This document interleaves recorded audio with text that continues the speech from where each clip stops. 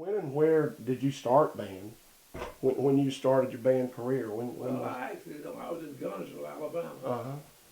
and a funny thing happened.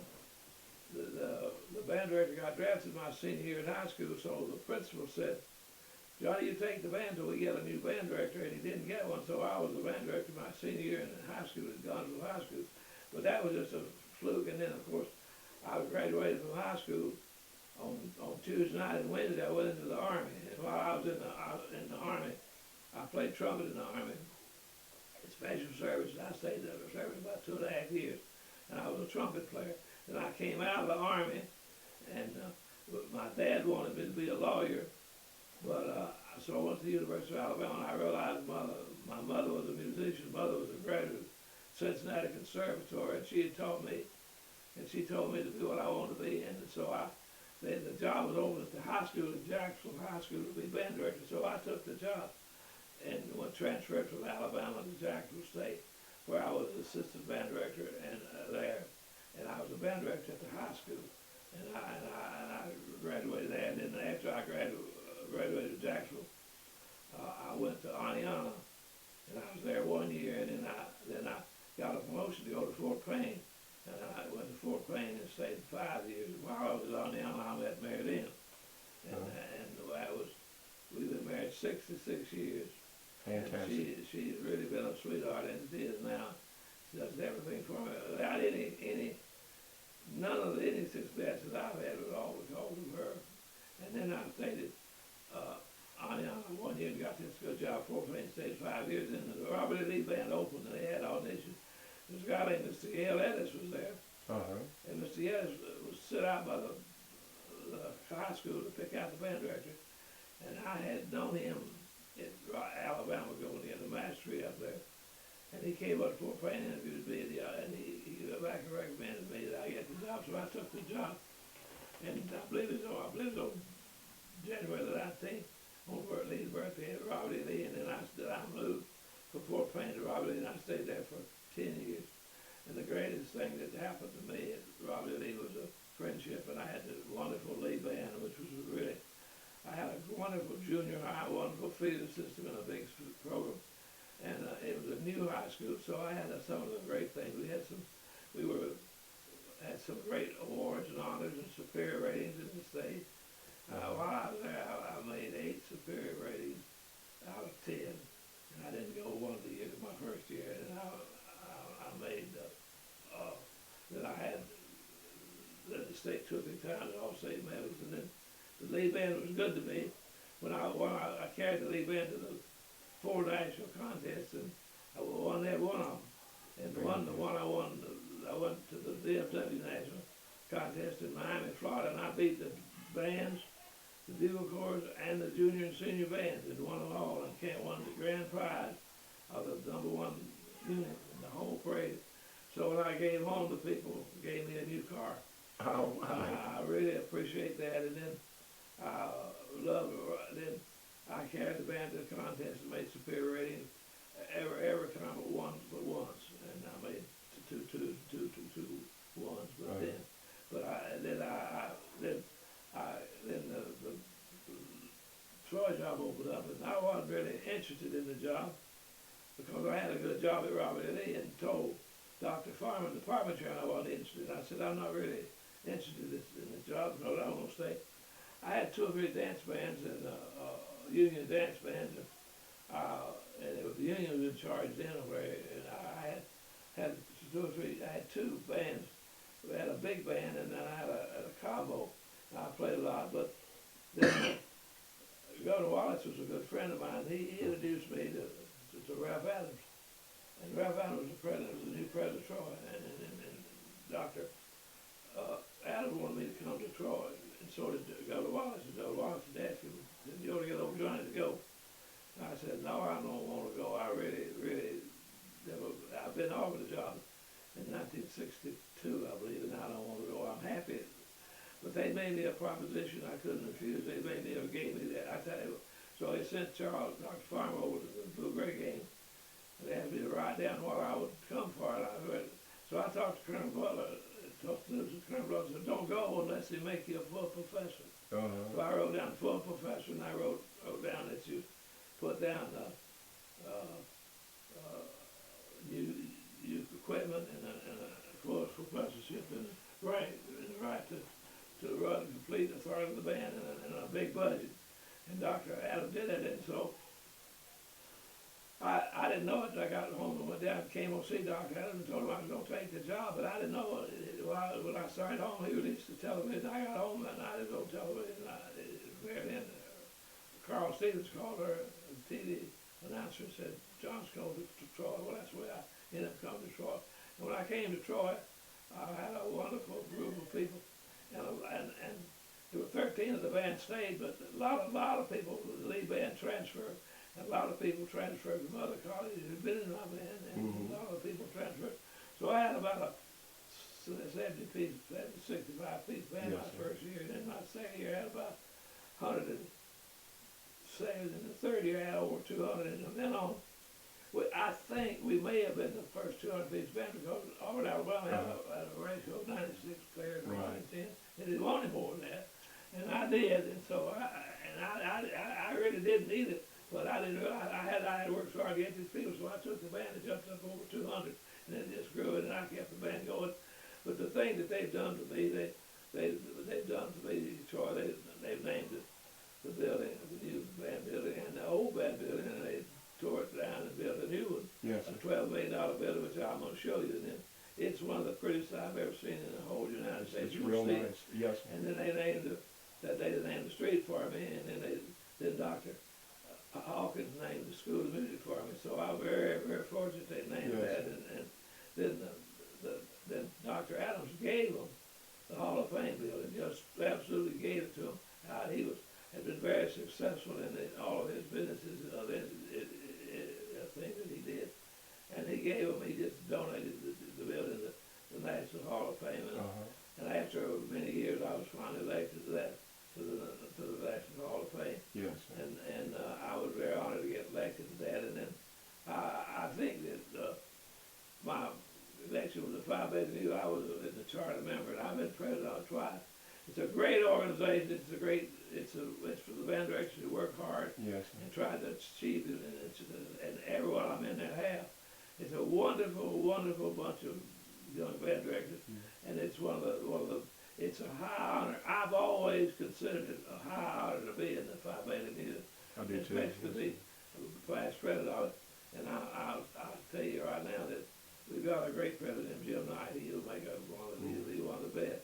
And I enjoyed the Phi Beta music, and I enjoyed my lead. And I stayed here and directed the band for 32 years. And then I retired.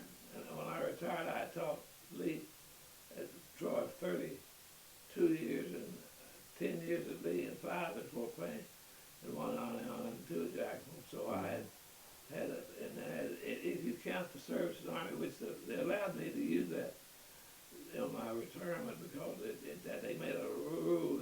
So I took those 2 some years.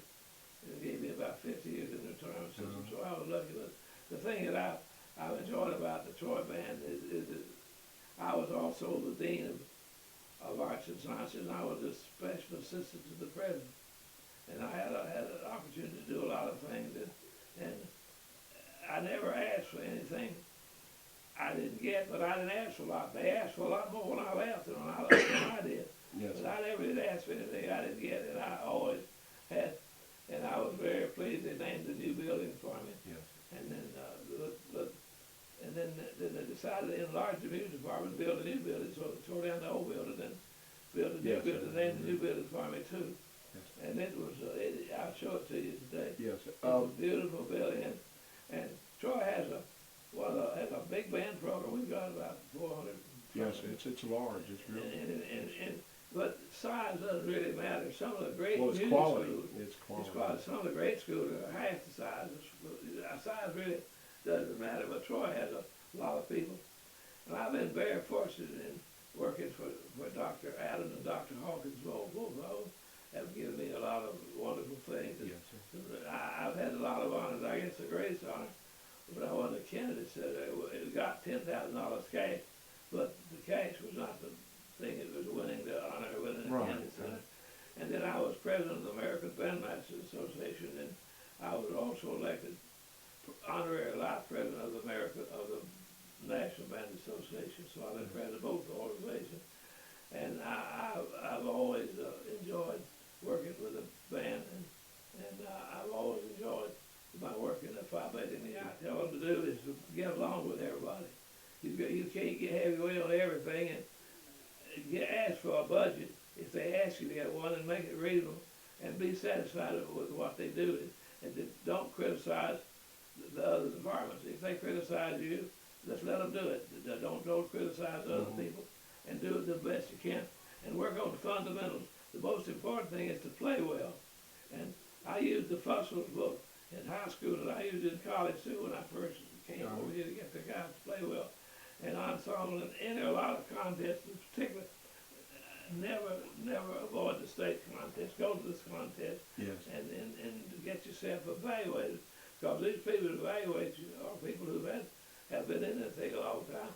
I did it for about, I did judge band for about 40 years, about no more than maybe 50 years, but anyway, I haven't done it in the last 3 years because I'm pretty much retired. But I really think the most important thing to do is to get along with the principal, get along with the school, get along with the students, and be willing to give you half what you ask for, and be happy. Don't be complaining all the time, because that won't get you anywhere. Be satisfied with what you have, and like the students. I never had one I did really like. I may have got on a lot, but I usually got on the band as a whole group rather than individual. I got on individuals like everybody did, but I liked all the students. But the most important thing, I think, is to treat the students like you want to be treated, and treat them and don't ask for more than you give you, and be satisfied with what you get, and be careful of being in competition with other areas in the school, the football team or anything else, because you're not in competition with anybody but yourself. Well, you know, Dr. Adams and Dr. Hawkins allowed me to do that.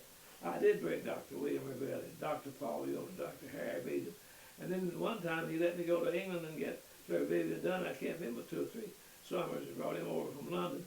He was the only band director that I know. I was united with the Queen at the time. I think he still is, and I brought him over. But I had him, particularly in the summertime, when we had a master's degree program. We had all these guys teaching, Harry Beadham and Paul Yoder and people like that. Paul lived here for 10 years. Paul and I were good friends. We became friends when I was at Robert E. Lee. And he was the father of the band movement in Japan. And Rebelli seems to think he was the greatest band director that ever lived, but I don't know about that. Paul was two of the greatest. But Paul was a real good teacher. And a lot of people didn't realize he was a Phi Beta Kappa, but he didn't major in music, he majored in journalism. Mark Hines majored in engineering. A lot of people don't realize I was a great band director that majored in other fields. And you don't necessarily have to, but nowadays you have to get a degree in music to get a job, because they won't hire you without a degree in that. That wasn't the case 40 years ago. Well, I tried to get the very best I could get. I brought in the people that I could bring. I brought in Fredericks, and they all came in, and we had Dr. Rebelli taught in the summertime of 3 or 4 summers. And Dr. Yoder taught you about 10 years off and on, and Harry Beadham and different people. I brought all of John Bourgeois lived down here a lot of times. But I try to bring in the people because it's good to see somebody besides you. And I never once, ever told a guest conductor what to do or what to play or how to play it. That's what their job.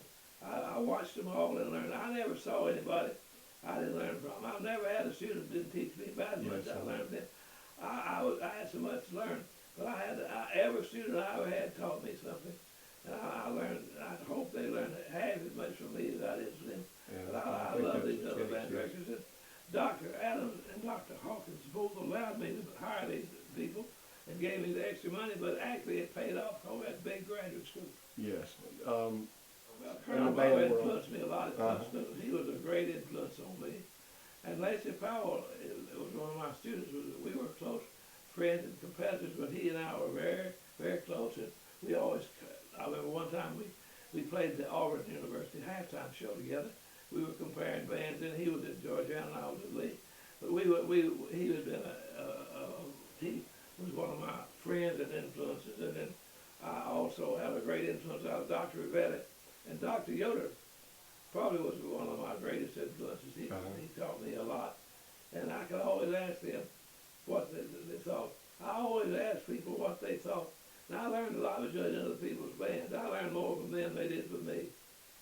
Well, I'm happy about that. I told some people the other day there were more composers from Troy than most of the other schools in the southeast that Thomas put together. And I'll name them. We'll start with Robert Smith, Ralph Ford, Bob Grice, and all feminine those composers, and I can go on naming other people that are composing, but that have written numbers and are on the list and everything. And so we had one of the reasons we had is about 8 or 10 of those guys that have actually composed pieces and written a lot of stuff for music, and they're all good writers. And Jim Mahaffey was here. Jim Mahaffey was one of the most talented writers I've ever seen. And of course, Paul was here. Paul Yoder was a writer and teacher. Yes. He taught arranging a lot, and then we had people like that who influenced me and influenced the students. But I always brought in everybody I could get, and I got in the very people. I was fortunate enough I could have a free hand to hire whoever I wanted to. Well, you certainly built something. I had the money to hire them, and I brought in some people. I always wanted to get. I never saw a band director that I didn't learn something from. Yeah. I never saw one, any of them. I don't care how good or bad they were. I never saw one I didn't learn something from. I tried to learn from all mine. I can still learn. Have a school where you could go and just do band, and we did that to some degree. We certainly do that. Since I retired, we built that new building, which is probably one of the most beautiful buildings I'm sure to you today in the United States. It's got. We got all Steinway School, which means all of our pianos are Steinway. Yes, sir. A lot of things like that. It makes it special. But we've got a great choral department, and we've got a great band department. We've got a great, a lot of other things that are well, and the piano department, and we try to have a good school. But we try to we should meet the needs of the people. We try to take people where they are and take them forward.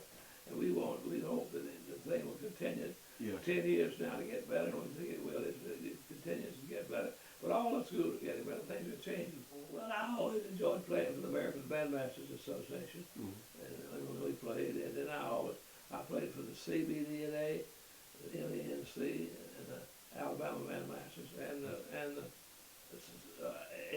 for the ABA, and the CBDNA too, and the NBA. I played for all of them. I like to play. I took the band to a lot of places. I never missed a chance to play, and I always considered an honor to be asked to play by the State Association or the National Association, and I had a good chance to do that. But I tried to play music that fit band and fit each band had particular strengths. I tried to pick the band, but I was lucky. I had a lot of really good players that came out of Florida and Tennessee and came out of other states. And I had a lot of people out of state came to Troy, and they helped me a lot. And the band was just as good as the players, but I had some really good players that came in. In fact, I got Doug Davis to teach horn. He later left. He had taught at Juilliard, and then he went on. And Doug Davis played horn in New York City, and he was my French horn teacher. I had David Oster. David Oster, another one of my boys, that came out of Michigan band, and I took him under my wing, and he made him my assistant dean. And then one day I told his wife, I said, he's too smart to be a musician. We want to make him something else, and I made him. So I had some friends, and we got him a job as another dean. There, he went from there to another dean, and now he's the president of University of Michigan. Wow. Fair State University. That's his picture right there. He's been there now nearly 20 years, and he's doubled enrollment in the budget. He was my first mentor, and he was going to be a clarinet player, but I made him into a minister. I'm encouraged to get out, but he was so smart, and he was a graduate of Michigan, and I've had good players. I had Truman Welch, who was he was my friend. We played a lot of dances together. Yes, sir. And I was able to talk to Dr. Adams and Hiram Truman teach flute. And let me tell you, he was one of the great flute teachers that ever lived. He was one of the great performers. And I was able to have him, and then I had some other good teachers. And we have some good teachers now. We have some good teachers. I think all the colleges have some wonderful teachers in the band profession. But we've got to continue to play music and work hard and not that anything sideline of the things that are important. Yeah. The concert band is still the most important thing. I try to let them try to get on their level, whatever level that is, and try to get down there with them and try to understand what they're trying to do. Mm-hmm. I would take a person where he is and move him there, not where he ought to be. I said, because everybody didn't start at the same place. Because the person that came out of some of the top high school bands didn't necessarily be, when they got to be seniors, necessarily hold us. That's another one. Carla moved on. Yeah. But we try to have a good faculty to talk to the students, the people to play, and to love. And another important thing we did a lot of sight reading, and we played a lot of styles of music. But we also played a lot of the transcriptions of Italian overtures, because that's what people relate to band. You got to sell the people who are pushing the band what the band is good. And I don't tell them how good it is. If you don't play the great classics, they don't believe it. And you can convince them when you can get them to come, and you can get the different writers of other things besides music to come in and see the band and recognize the band for playing well. And the best thing about the band is how well you play, how well the band directors think the band plays, because they know. They need to pay more attention to ensemble playing, and they need to play the classic overtures and the contemporary. It takes them both. They've got to be careful they don't just drift all contemporary or all classical and get out of one field. They need to keep a continued balance of all the music, and they need to play marches. Bands need to play marches, and if you don't have the support of your people in the town, and if you don't play marches in your concerts, you don't have much support in the town. If you don't have much support, you don't have anything. And you have to win their support on their level. You can't make them come to your level, because you may be on a level all by yourself. Yes. But you've got to get on the level. And there's nothing in the more beautiful than a band playing the Stars and Stripes. I love that march. I do too. It's my favorite march.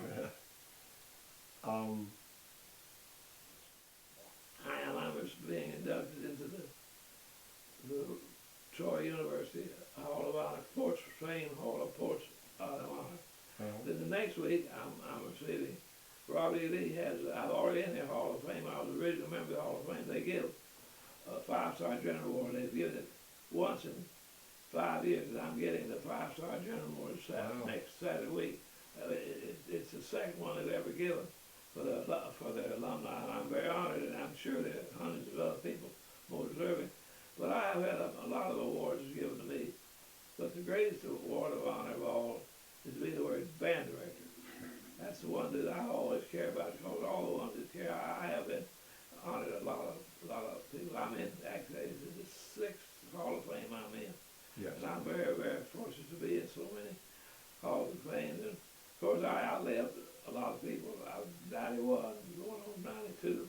But I never saw a student in the band I didn't like. I like all the band directors.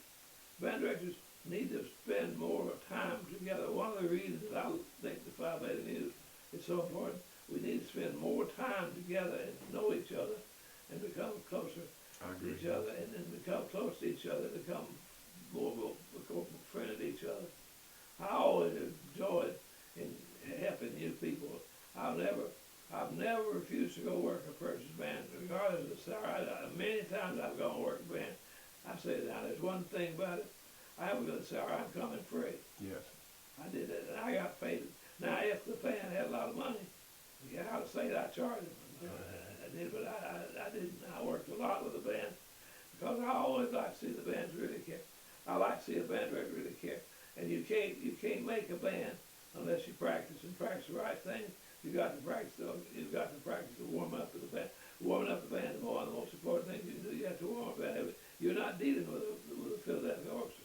You don't have to warm up and fill that horse, but you have to warm up a school band. Yes. That's the service band. Yes. Another band. Well, my advice to everybody is to practice hard, study, listen to other people, and to keep listening. And don't think you ever know it all, because you won't. Yeah. When you get up where I am, you realize you don't know very much.